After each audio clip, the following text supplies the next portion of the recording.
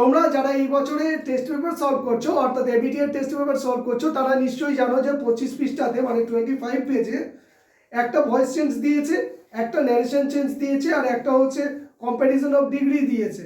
তো ডিগ্রি পরিবর্তন করতে দিয়েছে। এখন আমি তিনটেই তোমাদেরকে সলভ করে দেখাবো এবং বুঝিয়ে বলবো।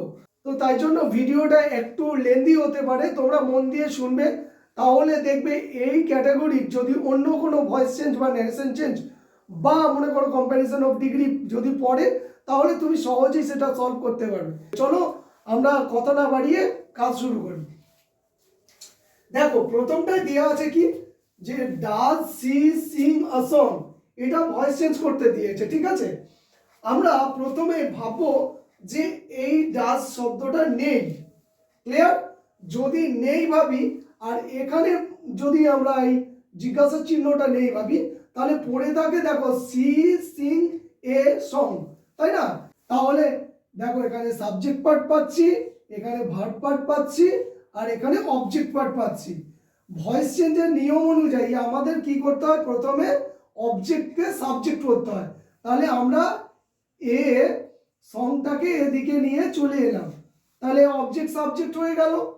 2 নম্বর স্থানে এম ইজ আর ওয়াজ আর বসবে, এখানে ভার্বের 1 নম্বর ফর্ম আছে দেখো, তাই জন্য এখানে কি এম ইজ আর এর মধ্যে বসাতে হবে সং। তাহলে এম ইজ আর এর মধ্যে কি বসবে, ইজ বসবে, কারণ এখানে সিঙ্গুলারকে বোঝাচ্ছে। তাহলে 2 নম্বরের কাজ হয়ে গেল। 3 নম্বর স্থানে ভার্বের 3 নম্বর ফর্ম বসে, সিং স্যাং সাং, তাই না। তাহলে এস ইউ এন জি সাং বসলো, 3 নম্বর কাজ হয়ে গেল।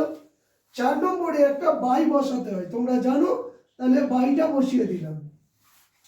5 নম্বরে তোমরা কি করবে, এই সি থাকলে জানো এদিকে গেলে কি হয়ে যায়, হার হয়ে যায়, মানে সাবজেক্ট অবজেক্ট হলে একটু পরিবর্তন হয়। শেষে কি চিহ্ন আমরা হাইড করেছিলাম, দেখো এখানে একটা জিজ্ঞাসা চিহ্ন হাইড করেছিলাম। তাহলে আমি এখানে জিজ্ঞাসা চিহ্নটাকে ফিরিয়ে আনবো। ফিরিয়ে আনার নিয়ম কি, ফিরিয়ে আনার নিয়ম হচ্ছে যে 2 নম্বর স্থানে যে অ্যামিজার বা ওয়াজওয়ার থাকে তাকে কি করতে হবে, সাবজেক্টের আগে বসিয়ে দিতে হবে। তার মানে তোমাকে কি করতে হবে, ইজটাকে আগে বসাতে হবে। যদি এখানে আগে বসিয়ে দিই তাহলে এটা এখানে মুছে দিতে হবে। তাহলে কি হলো, is a song sung by her, এইটা হচ্ছে উত্তর। অনেকে বুঝতে পারলে না, তাই তো। চলো আরো একটা পদ্ধতিতে তোমাদেরকে এটাকে বুঝিয়ে বলি। দেখো তোমরা এই স্থানে যদি ডু বা ডাজ পাও তাহলে এইরকম আগে থেকে এম ইজ আর আর কে বসিয়ে নেবে, ঠিক আছে। তারপরে কি করবে না, এইটুকুর মধ্যে এই অবজেক্টকে সাবজেক্ট করবে। তাহলে অবজেক্টকে সাবজেক্ট করছি, এ সং ছিল, বসানো হয়ে গেল। 2 নম্বর স্থানে আমরা জানি এম ইজ আর ওয়াজ আর বসে, আগে বসানো হয়ে গেছে, তাই জন্য এই জায়গাটা ফাঁকা রাখলাম। তারপরে দেখো 3 নম্বর স্থানে এই যে ভার্ব আছে তার 3 নম্বর ফর্ম অর্থাৎ পাস্ট পার্টিসিপল ফর্ম বসবে, সিং স্যাং সাং। তার মানে সাং হচ্ছে পাস্ট পার্টিসিপল ফর্ম, আমরা সেটাকে এখানে বসিয়ে নেব, এস ইউ এন জি সাং বসিয়ে নিলাম। 4 নম্বর স্থানে আমরা জানি যে ভয়েস চেঞ্জ করতে গেলে একটা বাই বসাতে হয়, আমরা 4 নম্বর স্থানে বাই বসিয়ে দিলাম। 5 নম্বর স্থানে আমাদের কি করতে হবে, সাবজেক্টটা অবজেক্ট হিসেবে বসাতে হবে, এবং সেক্ষেত্রে কিন্তু একটু পরিবর্তন করতে হবে। সেটা কি, সি থাকলে হার হয়, ঠিক আছে।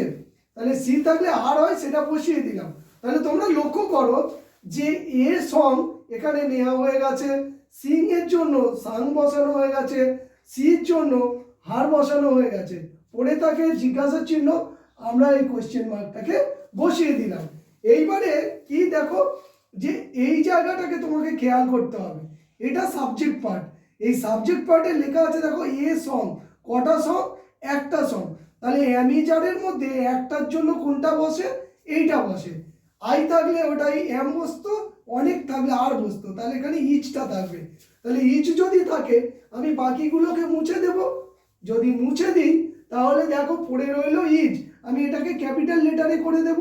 তাহলে is a song sung by her, দেখো এইটার সাথে মিলে যাবে। আর এই 2 নম্বর স্থানে কিন্তু আর তখন ফাঁকা থাকবে না, আমি তোমাদেরকে বোঝানোর জন্য এই 2 নম্বর স্থানটা এইরকম ফাঁকা রাখার কথা বলেছিলাম। বুঝতে পেরেছো আশা করি। চলো এর পরের ভিডিওতে আমরা নেক্সট যে কাজটা দিয়েছে এই পেজে সেটাকে তোমাদেরকে সলভ করে দেখাবো।